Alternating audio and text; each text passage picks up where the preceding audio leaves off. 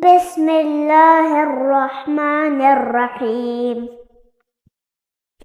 الحمد لله الذي أنزل على عبده الكتاب ولم يجعل له عوجا قيما لينذر بأسا شديدا من لدنه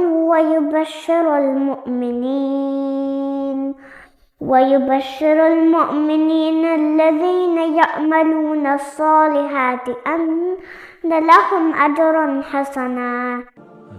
السلام علیکم ورحمۃ اللہ۔ قرآن کریم اللہ تعالیٰ کا ایک معجزہ ہے اور اللہ تعالیٰ اپنے اس معجزے کی قیامت تک خود حفاظت کرنے والا ہے۔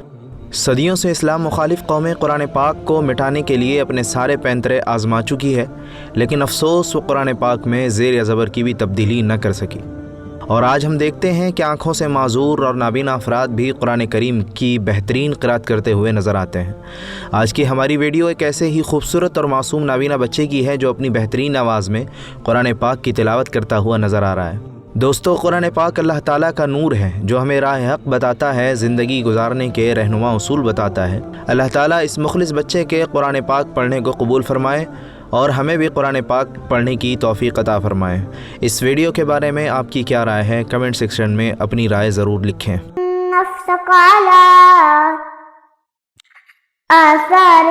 آثارهم إن لم يؤمنوا بهذا الحديث أسفا إنا جعلنا ما على الأرض زينة لها لنبلوهم أيهم أحسن عملا إنا لجاعلون ما عليها صعيدا جرزا أم حسبت أن أصحاب الكهف والرقيم كانوا من آياتنا عجبا إذ أوى الفتية إلى الكهف فقالوا ربنا آتنا من لدنك